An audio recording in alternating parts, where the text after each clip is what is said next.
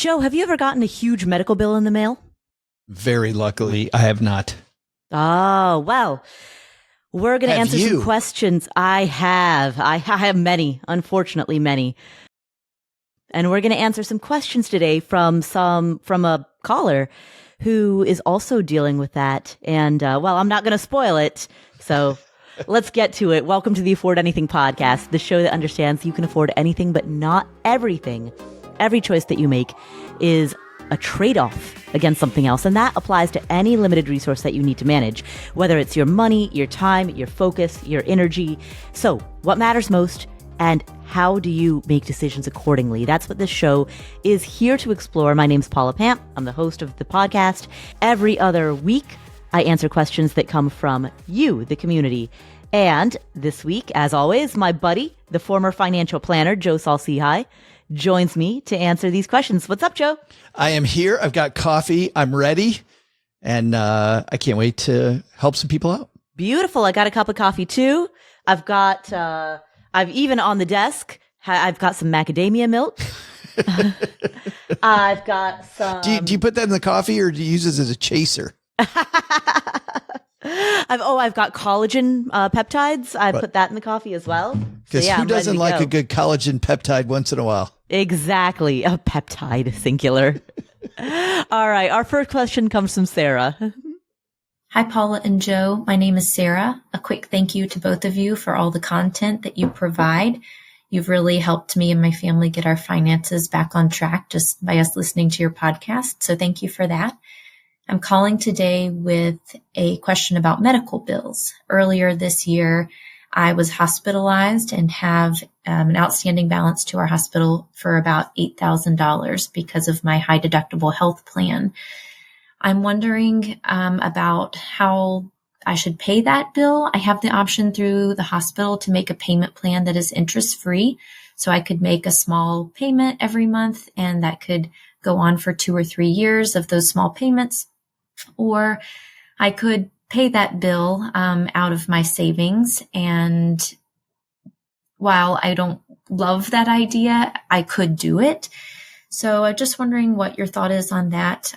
I was wondering if it would be better to make those small interest-free payments and then to keep that larger chunk of money in my money market savings account where it is now, where it's at least earning a little over 4%. Or is it psychologically better to just make that payment and be done with it? So thanks so much for your feedback. Sarah, thank you for the question. I have been in exactly the same position many, many times, and I am a huge fan of taking the interest-free loan. You have a zero interest, essentially, loan from your medical provider. So why not make the smallest possible payment, stretch it out for as long as you possibly can, and then keep that money in a high yield savings account, keep that money in a money market account. And, you're functionally arbitraging the difference between 0% versus whatever return you're getting on the money that's in your savings account, your high yield savings account. So I'm a huge fan of that. The only exception, I'm saying this not for you, Sarah, but for anybody else who's listening, there are some people, their psychology is such that having any type of debt would cause them to just have anxiety attacks, go into a cold panic, their stomach would clench, it would keep them up at night. So for the sake of everyone listening, if that is your inner psychology, then of course, pay it off so that you can not have those anxiety attacks. But for you, Sarah, just based on the fact that you're even considering this, based on the fact that you asked that question, my assumption is that that is not your psychological makeup. And so I would say if you have the stomach, the psychology to be able to do it, hold on to that debt and make the smallest payment possible. Good news too there, Paula, is that the credit reporting agencies have changed the rules around medical debt as well. Mm-hmm. So this debt won't affect your FICO score in the same way that it might have a few years ago, which is also good news for a lot of people. And she's going to have a history of on-time payments. Yeah. Right. But sometimes people worry about, hey, is this going to make my utilization higher? Is it going to, it will have some impact, but not like it used to. So you won't have that hanging over your head like you might have 3 or 4 or 5 years ago. Right. The interesting thing about this, Paula, is that we see all these stats talking about the psychological makeup of some people, that people are happier when they have no debt, just in general. And whenever somebody asks this question, I always want to know, what is this money competing against, right? What are the other goals that this money would be used for if I don't use it to pay off my debt? And we obviously don't know that, but I think that's important information, because maybe there might be halfway where she pays part of the debt to get rid of the debt. Maybe there's something else it's competing with. I don't like that at all. But if the money's just sitting in cash, if the money's sitting in cash, I really want to know what the other goals are. And I'm not talking about for Sarah. I totally agree with you for Sarah, because I think Sarah's asking the question, and she said point blank, I don't like putting this money toward the debt. Well, then go with the 0% loan. But here's what I see on the other side. When you talk about people that don't like having debt hang over them, so then they pay it all toward this debt that could have been interest free, and there was some goal that's not interest free on the other side that we should have probably put that money toward, because that money needed to earn a return to get the goal. Well, then we're very suboptimal. Right. So, and that's why I always want to know what the other goals are that this money might be used for. Well, I mean, even if, let's just say that her goal is retirement, because ultimately everybody's goal eventually is retirement. Whether or not you want early retirement, everyone wants to retire by the time they're 90, right? So even if we'll say that's her only goal, that requires earning money at a rate that's greater than 0%. Agreed. So no matter what, arbitraging that money by keeping the 0% loan and keeping her money in a high yield savings account, collecting that arbitrage is going to be useful. I don't think it always is. So I do think it's different for her and for other people, and knowing what the other goals are that we're competing against for that money. And so look, let's take a look at that. I mean, let's dive into that. Let's say that she is close to retirement. She saved nearly enough for retirement. She could even probably coast in. The happiest retirees don't have any debt. She doesn't like having any debt. But this loan is $8,000, and $8,000 is all that she has. I would, in that case, say, let's take your biggest emergency, the thing that freaks people out. Let's double that number. Let's leave that number in cash, and then let's take the rest to pay off this medical debt, right? Because if you're going to be happier in retirement, since we're using retirement as the example, without having the debt, I still wouldn't take all of it and pay off the loan, but I would take a chunk of it so that you knew that you're 3/4 of the way there. I think as long for, again, with the exception of that edge case of people who really panic and really get into cold sweats about, but it's not debt, it isn't right? An edge case. It's most people are happier in retirement when they don't have any debt. Well, that is case. Yes, but that is true. But in Sarah's case, as long as she has $8,000 in her savings account, she functionally doesn't have debt. She has technically debt on paper, but she has the money to pay off her debt. So unless she is that edge case of person who gets into a cold sweat about the fact that this $8,000 balance is on ledger A rather than ledger B, it's still not an edge case. It is absolutely an edge case. No, the number of people that when I was a financial planner, the number of people, and I would sit in your seat, Paula, and I'd say, listen, we got the money sitting right. I don't care. I want to pay it off now. Are you kidding me? This is a 0% loan. It is totally not an edge case. It is not. There are a ton of people walking around that go, you know what? If I have the money paid off, why the hell wouldn't I pay it off? Let's pay it off. Let's get it off the books. Psychically, I need to get this out of my brain. It does take up psychic power in my brain to have this debt, quote, hanging over my head.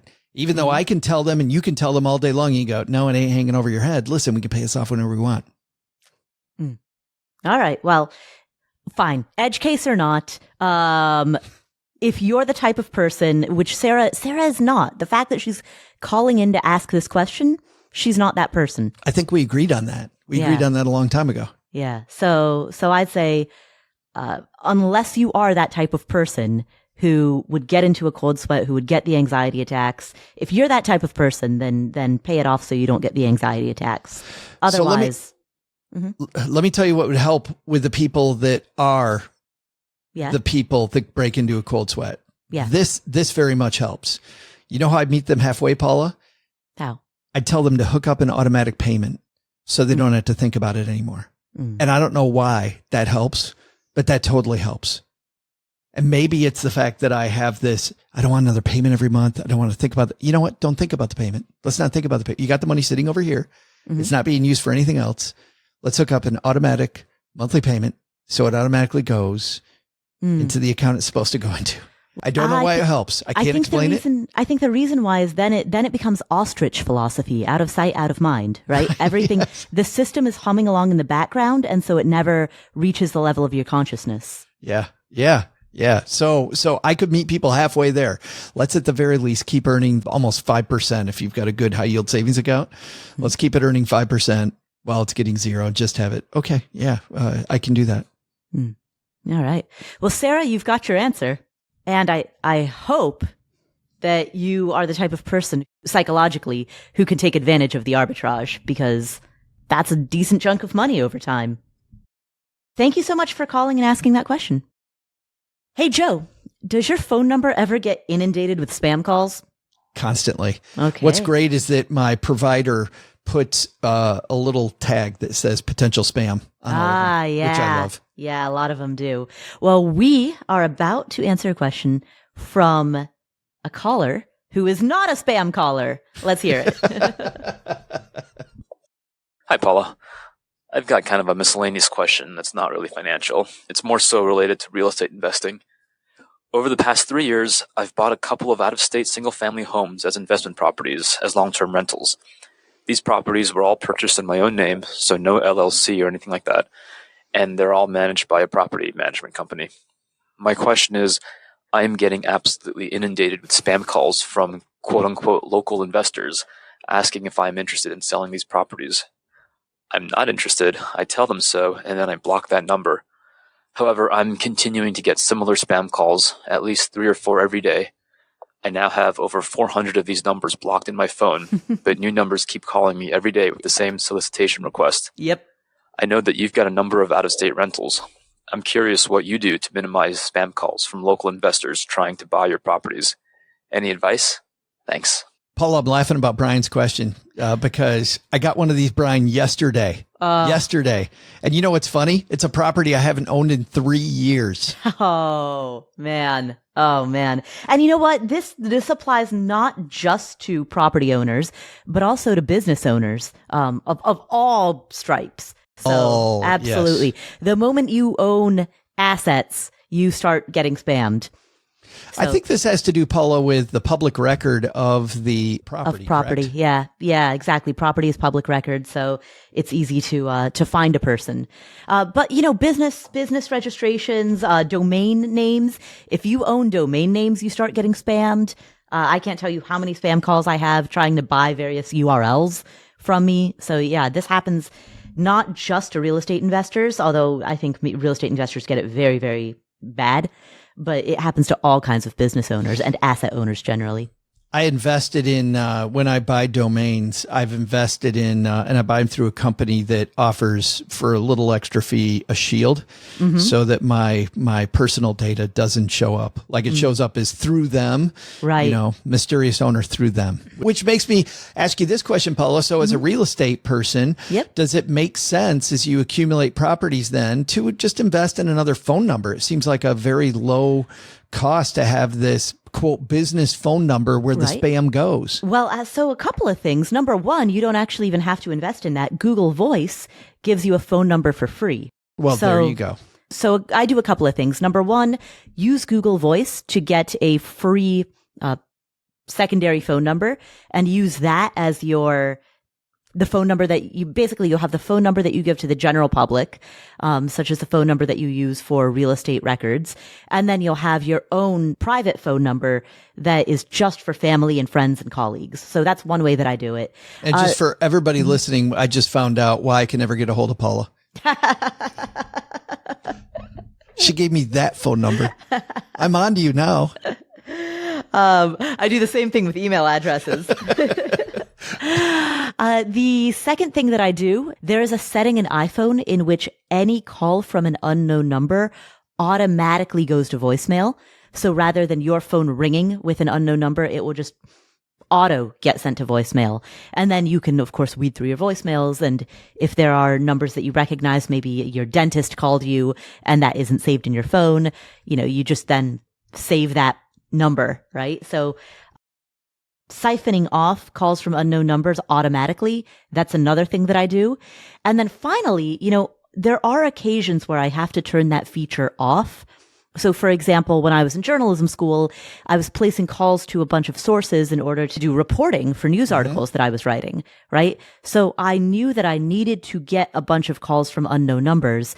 So there were two things that I did at that time. Initially, what I did was I screened my calls such that calls with area codes in the cities in which I own properties, those calls I never picked up, because oftentimes spammers will call from the same area code as where the property is located, under the assumption that you're more likely to pick up those calls. And so what I do is if I see a call from an Atlanta area code, an Indianapolis area code, or a Las Vegas area code, I do not pick it up. I send it to voicemail. By contrast, if I see a call from an unknown number with a New York area code, I'm more likely to pick that up. So that was one thing that I did.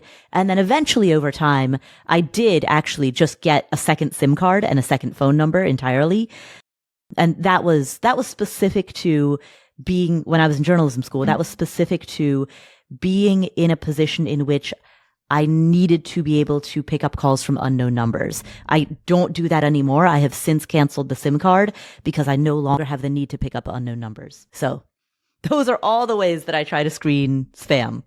Well, and it's important. I mean, the great thing for Brian is as he gets more successful and adds properties, this is going to be a problem that manipulates. And it sounds like he's already successful if he's getting these calls frequently right now. So, it's only going to get worse. Yeah. So welcome to the club. This is the price of success.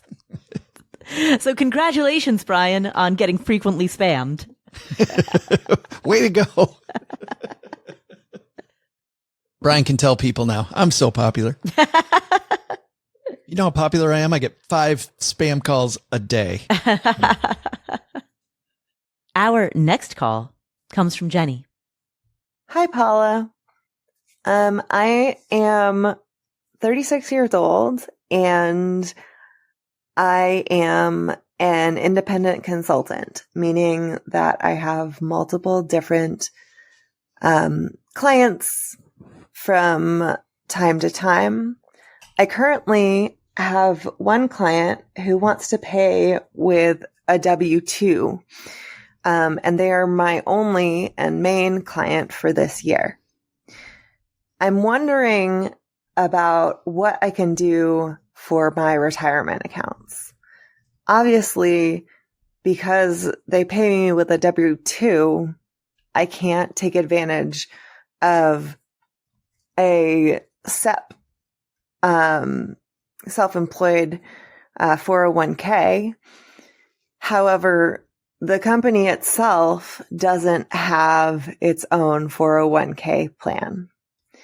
Am I just going to miss out on this 401k opportunity this year of putting money in with tax benefits for retirement? Or is there something else I can do? I've already maxed out my IRA for the year. And I'm looking to see how else I might be able to save for retirement without just opening a regular investment account. Thanks for any insight. Jennie, thank you for the question. So if you are a W-2 employee and your employer does not offer any type of retirement plan, your best bet is a traditional IRA or a Roth IRA. But Jennie, you already have that. As you know, there's a glaring contribution limit, which is $6,500. That applies to you at your age. You're 36 years old.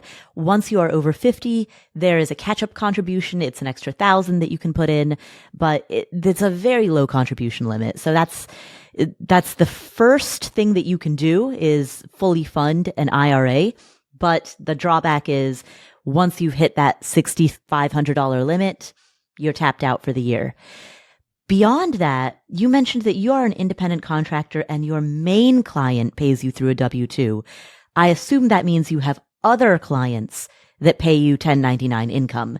The good news there is that the money that you make from those other clients that pay you 1099 income, you can treat that money as any type of self-employed money. And so you can then, with the income from the clients who pay you as a 1099 worker, you can access all of the options that are available to self-employed individuals, which are the three key ones are the solo 401k, the SEP IRA, and the simple IRA. Joe, you're the former financial advisor. Is that what you would say to a client? Yeah, but you know what I would say even before that, Paula? What's that? Why does that employer want you to be a W-2 person? Like I really, especially if they don't have a 401k, they don't have benefits. Like some employers that are, forward thinking and realize that treating your employees better matters. Maybe they've got health benefits. They got things they want to include you. Like that is great. But why do they want you to be W-2 if you don't want to be W-2? Like if somebody came to me and said, I work for other people, I just want you to 1099 me, I would say, oh, Lordy, thank you. That is because it makes my job so much like the tax reporting on their end, all the stuff they got to fill out that's state specific is just so it would make their job so much easier. Oh yeah. We had a W-2 employee from the state of Alabama once, and the state, oh my goodness. For years after he left, we were just being hounded for paperwork by the state of Alabama.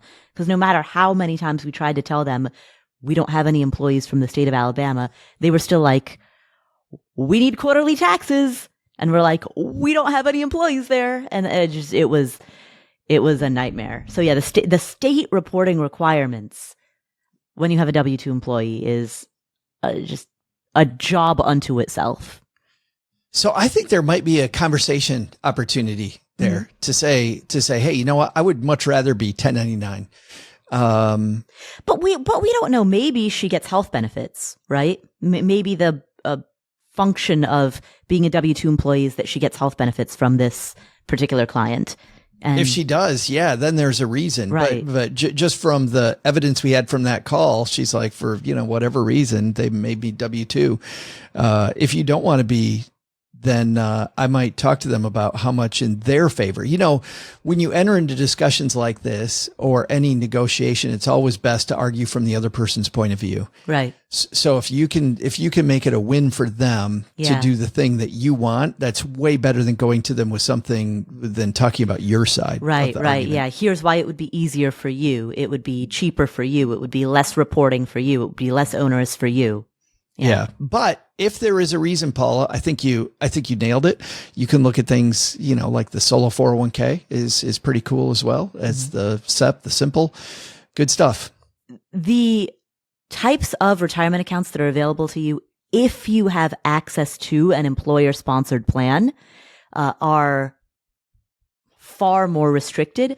But in your situation, given that you do not have access to any employer-sponsored plan, that completely opens up the window for all retirement accounts that are available to self-employed individuals. The key is that can only be funded by the money that you make from your 1099 income. So you'll need to have both sources of income, your W-2 income and your 1099 income. If Jennie has the worst case scenario, And she has to do what she alluded to, which is just open up a brokerage account and save money there because she's capped out. Right. I do have some good news for Jennie, which is while that is suboptimal, the degree to which it's suboptimal is a lot less for most people than I think that a lot of people in our community allude to. We really go a little overboard on some of the tax stuff, because if you are an investor and not a trader, Jennie, if you're a trader, you're going to be churning taxes and you're going to be throwing off a lot of different things. But if you're in an exchange traded fund or a mutual fund that's based on an index, it will sometimes throw off usually a very, very, very small tax bill. And don't get me wrong, that's friction. And if you did have it inside of a IRA or a solo 401k or a SEP or simple, whatever it is, sure, that would go away. It's not as big as people think it is, Paula. Right. If you're a buy and hold person, it's not a ton of friction. So don't let perfect be the enemy of good. Right. Yeah. I would save the money into a brokerage account and be very happy with the upside of that, which is now you can get at that money whenever the hell you want. I don't got to worry about the IRA rules. Hey, it's flexible, and which there's so many times, so many questions we've answered in the past, Paula, where flexibility has won the day. Right. Exactly. Exactly. So the glass is half full, Jennie. I mean, technically the glass is entirely full because it's got both water and air. What?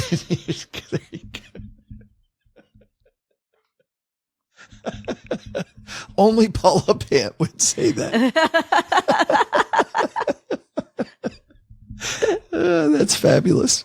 But no, I agree. I'm a huge fan of taxable brokerage accounts. And so, if you can get a tax advantaged account, great. But if you can't, taxable brokerage accounts are wonderful as well. I've got loads of money in my taxable brokerage account, and I happily pay the tax bill because I know that I've got like Joe, like you said, I've got flexibility with the money that's in there. And over the span of a person's life, you want to build out that tax triangle where you've got the 3 points of the triangle: taxable brokerage, tax deferred, and tax exempt, right? Over the span of your life, you want to build that out. But if in any one given year, you have to put more money into one of the 3 points of the triangle, okay, that's 1 year, right? It's 1 year out of decades and decades of building out that tax triangle. You'll have other years to compensate in other ways, in the other points. Yeah. So thank you for asking that question, Jennie. And congratulations on what I hope is otherwise, I'm hoping, a good client to have. Right. Yeah. Absolutely. Yeah. Well, Joe, our final caller today is anonymous. And you know what that means. Well, I have been re-listening to one of my favorite podcast episodes. I like her, this woman, wherever she is. She's a comedian named Aisha Tyler. I saw her on the main stage at a podcasting conference, and she kind of changed my just my viewpoint on podcasting, and was really influential in so many ways. But she was interviewed on Tim Ferriss's podcast, and I think I've listened to that interview maybe 5 times. Wow. And I was listening to it this morning. And as just a powerful woman, I've had the opportunity to listen to what we're about to hear. And I think Aisha is probably a great name for this caller. Okay, perfect. All right. Well, then our final caller today, who is anonymous, we will name Aisha. Hi, Paula. This is Anonymous. I'm a big fan of the pod, especially these Ask Paula episodes. So thank you for doing them. I always learn so much. I'm calling because I need help figuring out if I should pursue a graduate degree and how I should go about it. Here is some helpful context. I have an undergraduate degree in Africana Studies, which I love and would do again if given the chance. I focused on the intersection of art and politics in the Black diaspora, and thanks to this degree, I got to pursue so many dreams, including living and studying in Ghana, working on an exhibition in South Africa, spending years working at world-renowned media and culture organizations, and falling in love with marketing through my work at a history-based research institute. I am now 10 years into my career, and while I've had a ton of fun and learned a lot, I've also experienced a significant amount of discrimination, both because of my race and my gender. I even went through a grueling, year-long public fight with a deeply racist and sexist VP at a prominent media org that ended up with him getting fired by the board and all of the top leadership of the org being replaced. I am tired of fighting so hard and having to work 10 times harder than everyone else only to find out I'm being paid half as much as white male colleagues doing the same exact work, even though I scored highest on the annual performance review. I'm exhausted, and I feel like taking a step back to study, get an MBA, and gain credentials that are valued in the workplace could help me advocate for myself even more, and more importantly, get seen for the value that I bring. I'm 10 years in, and I am confident that I can do any job and reach any heights, but I am not sure I can continue fighting as hard as I've been. In my mind, getting an MBA means removing one more obstacle from my path. Is it worth it, though? I've identified an online program at a top 50 business school that would allow me to keep working full-time and that I can pay for easily out of pocket. Is it okay to not shoot for the top? Is it okay to put financial stability ahead of prestige and brand name? Will I regret not choosing an in-person program at a more famous school since everyone is telling me the point of an MBA is the network? Truthfully, I don't want to do a full-time program even if I were to get a full ride. I not only love working, but doing the affordable part-time program would be less money in the long term. I just don't want to feel like I'm choosing the easy way out instead of the smartest way. Thank you so much in advance for your help.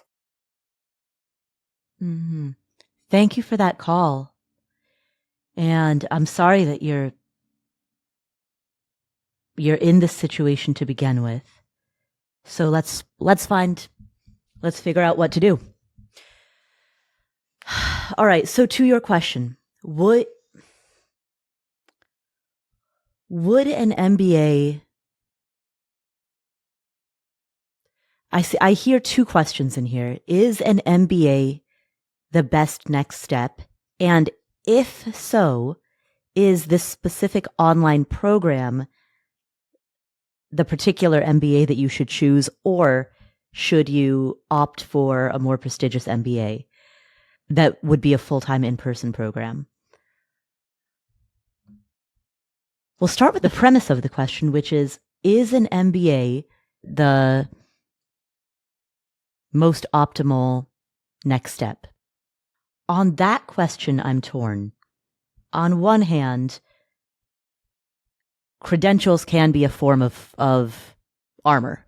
Traditionally accepted credentials are it's a shorthand way of saying, hey, look, I'm qualified. In today's world,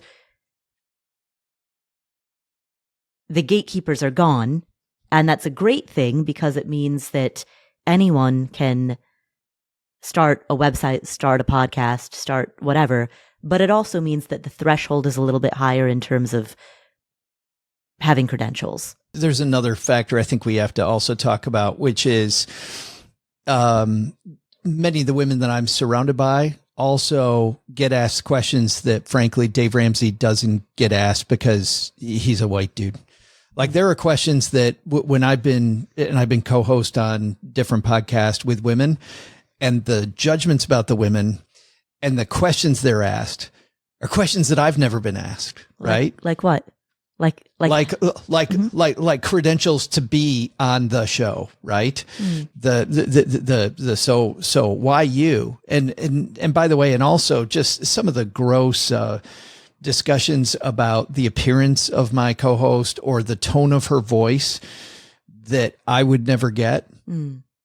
It is deeply disturbing and frankly weird and in some ways disgusting. So I think there's also that, Paula, but Dave Dave's a guy who sounds like he knows what he's talking about. If he's a dude who knows what he's talking about, nobody asks the question. It's Dave, hey, I'm the voice of authority. I put this little tone in my voice.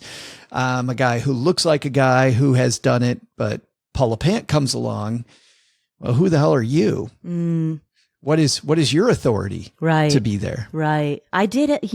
I was featured by CNBC in this video, And if you read the comment thread, it's just hundreds and hundreds and hundreds of comments of people saying, "Oh, how is she a personal finance voice?" I guess anybody can just be one, right? Like, because there is nothing formal in my background that gives me a formal credential in finance or economics. All the comments on the CNBC video were like, well, geez, I guess my dog can be a personal finance commentator. So to your question,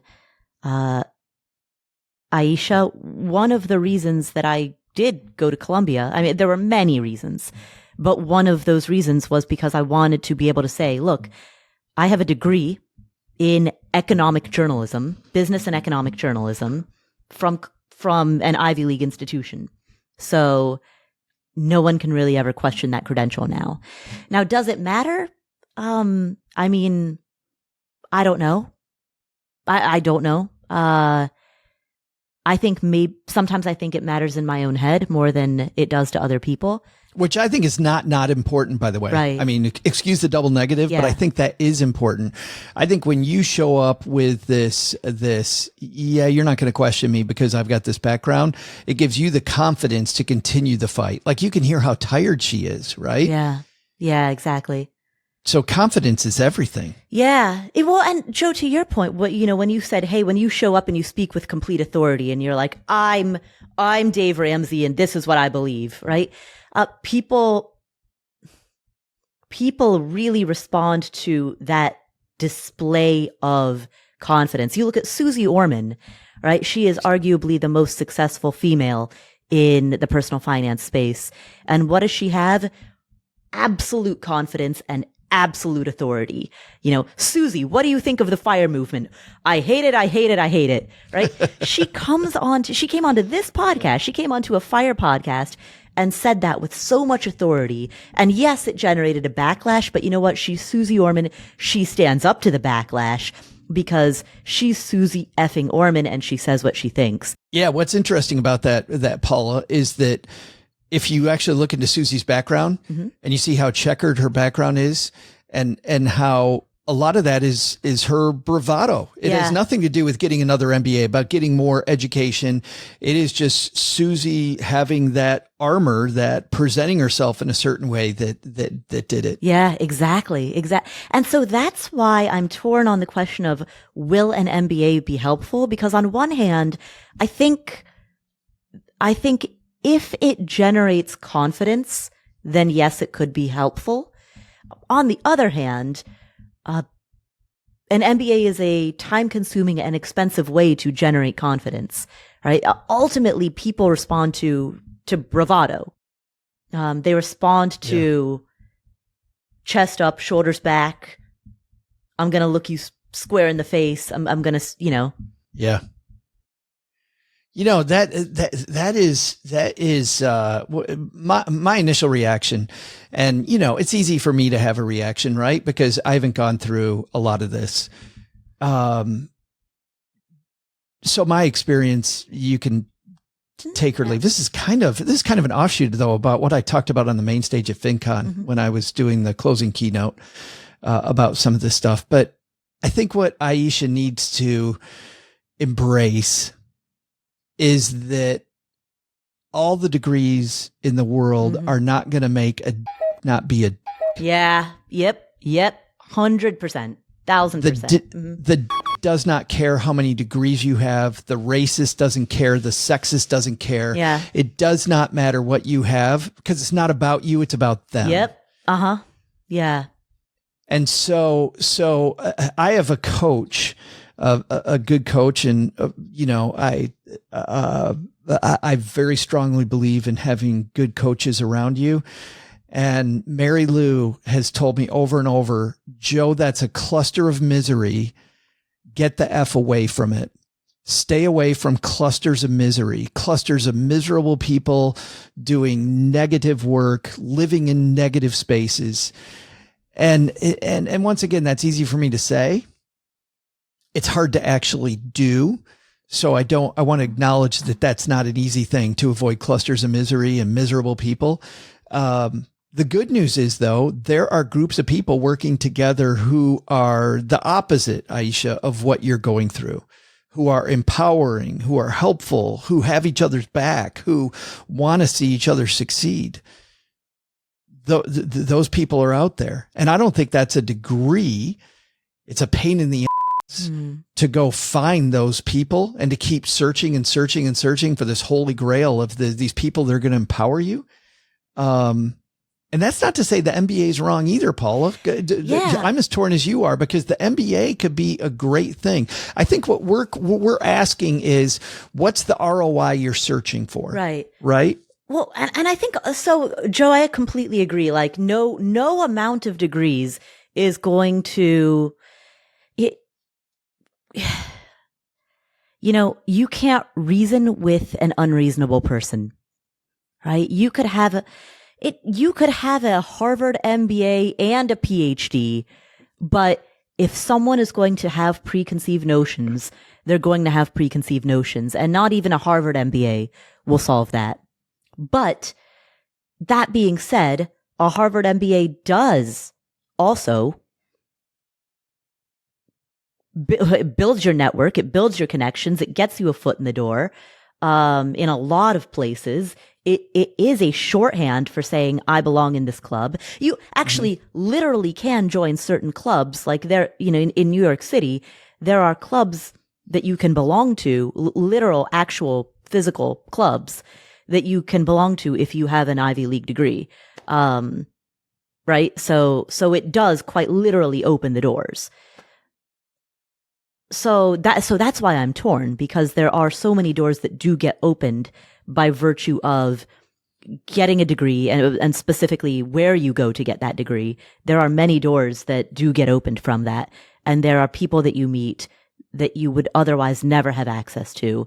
And it is purely because you have that credential, because that credential is just, in a busy society, that credential is a shorthand for, hey, I'm qualified. Let me in.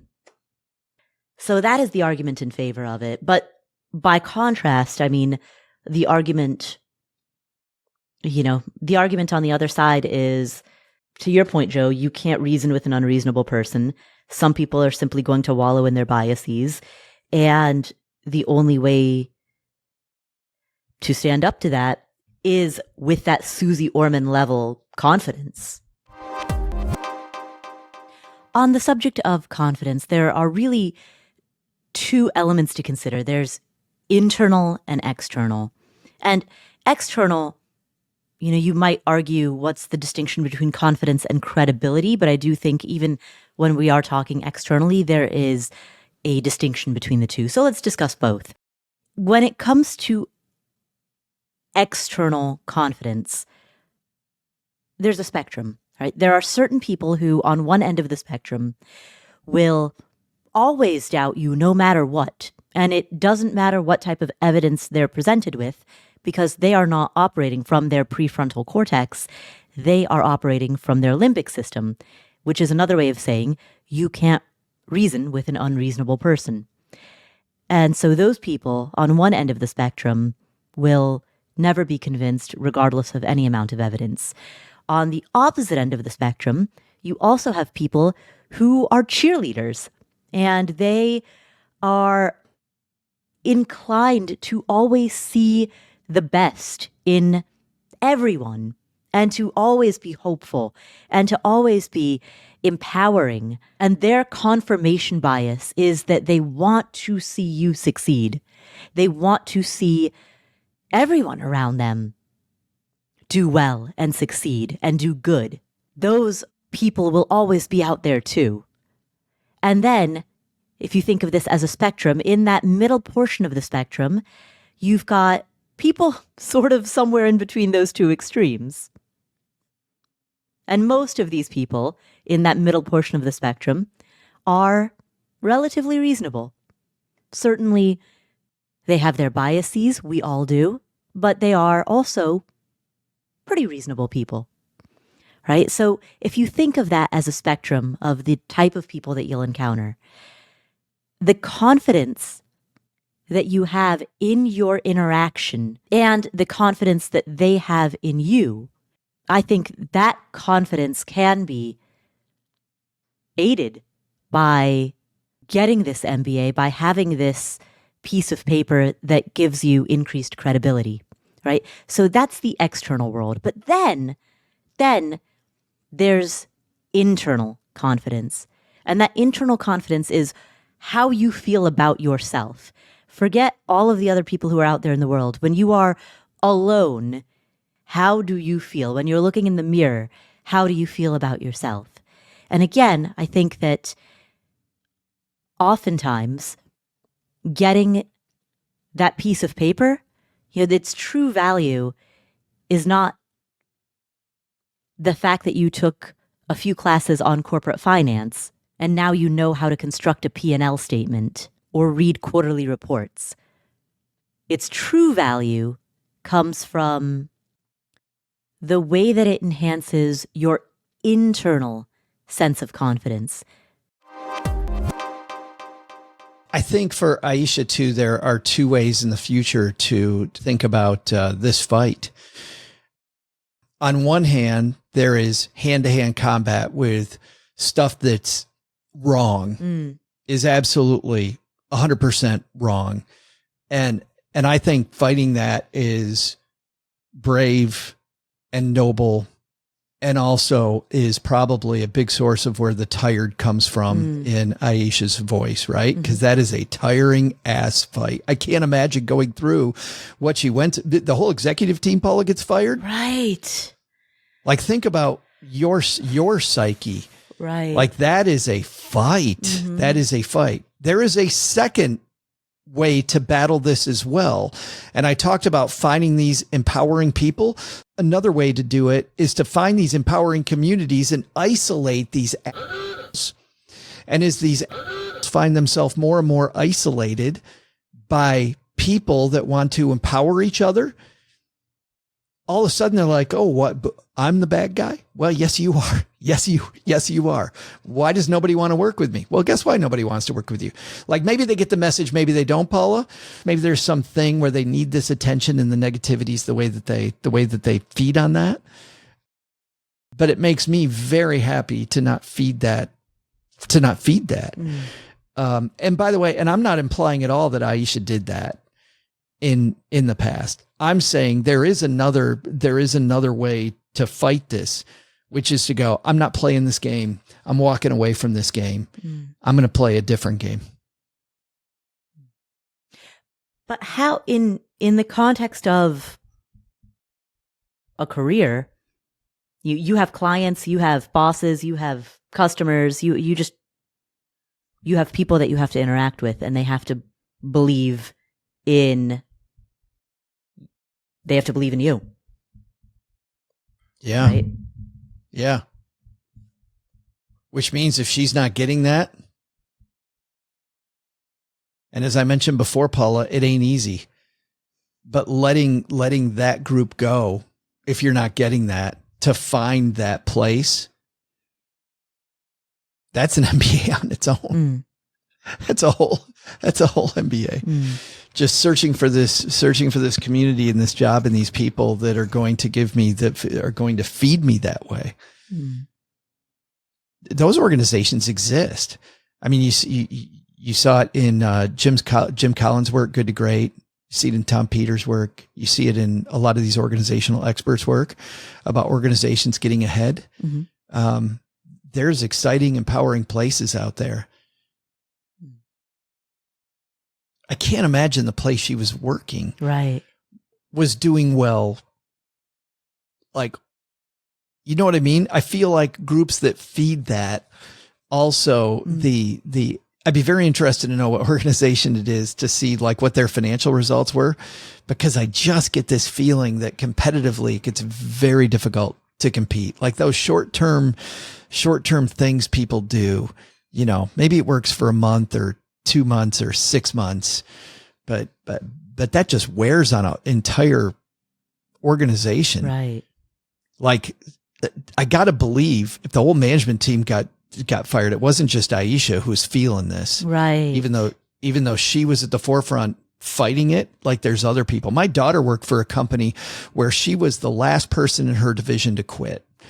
She thought her boss hated her. And it got to the point, Paula, that she realized that it wasn't her when everybody else started to quit. That had this particular boss. Everybody else quit. And Autumn was the last one. She was the last one. And by the way, on Autumn's last day, have I told you the story? No. On Autumn's last day, I was going to help her move out of her apartment and leave town to go to her next job. Her boss told her she couldn't leave until 5 p.m. Oh. Wow. On her very last day. And I gave Autumn the advice. I said, you tell your boss I'm leaving whenever the I want to. You are literally not the boss of me now. Can you believe, I mean, that's what a jerk this person was, but nowhere near what Aisha's going through. But that organization, my point there was that organization, you could see it in their financial results. If I told you the name of the organization, you would go, oh yeah, that organization was known for having turmoil. You could see it in the end product. You could see it in the people that worked there. It just bled ugliness. So Aisha, to your two questions, should you get an MBA, and if so, where? As to the question of should you get an MBA, I am 50-50 torn. I think there are strong arguments in both directions. Strong arguments in favor of doing so, strong arguments in favor of not doing so. So I don't have a position on that. But to the second half of the question, if you do get an MBA, I would strongly recommend go to the best place possible, the absolute best. Go to Harvard, go to Yale, go to Cornell, go to Columbia. I spent, in my year at Columbia, I was in a particular fellowship. I wasn't admitted just as a traditional Master's of Journalism student. I was admitted into a fellowship for specifically business and economic focused reporters. And within this fellowship, you could choose between 3 different tracks.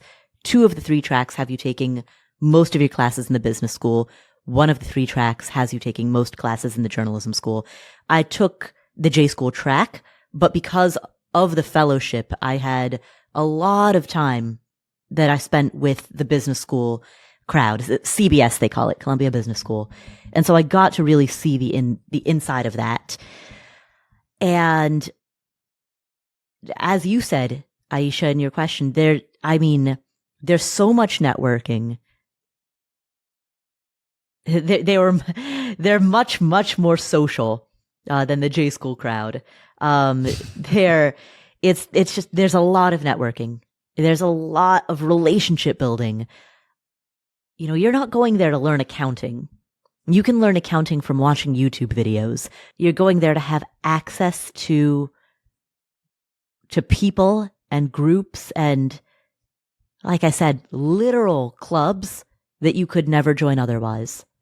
And often in those communities, Paula, when I talked about finding the better, more enlightened, maybe, places, those are great networking groups to find those right. People and to avoid those clusters of misery. Yeah, absolutely. Yeah, and there are some incredibly impressive, very, very inspiring people there. Just, person after person just blows me out of the water. So I don't know whether or not you should get an MBA, but if you do, go to the best. Go to the best because the magnitude of impact is 10x, if not 100x greater. Well, Joe, we've done it again. Wow. Another episode for the books. Joe, where can people find you if they want to hear more of you? Oh, you can find me. Were you surprised by that question? I've got a great place, Paula. The Stacking Benjamin Show every Monday, Wednesday, Friday. We call it the greatest money show on earth. It is meant to be a circus where we present you with ideas on 4 or 5 different topics. On our Monday, Wednesday shows, we have a phenomenal roundtable featuring the amazing Paula Pant. On Fridays, where she is in the thick of, by the way, our trivia contest for the year. It's coming down to the end, and man, is it close. So if you're into competitions that mean nothing. And I certainly am. And some pretty darn good financial talk. That's at Stacking Benjamins. Oh, fantastic. Fantastic. Well, thank you so much for tuning in. If you enjoyed today's episode, please share it with a friend, share it with a family member. That's the most important thing that you can do. Chat with our community too. We have a great community, affordanything.com/community, where we have different villages where you can organize around topics that you're interested in, whether it's paying off debt, saving for retirement, buying a rental property, anything. You know, we've got these little villages talking to other people in their 20s, 30s, 40s, 50s, 60s, any topic. Come to our community, affordanything.com/community. Thank you so much for tuning in. My name is Paula Pant. This is the Afford Anything podcast. Ooh, and you are? I am. Wait a minute. Hold on. Joe Saul-Sehy. And this is the Afford Anything podcast. And we will catch you in the next episode.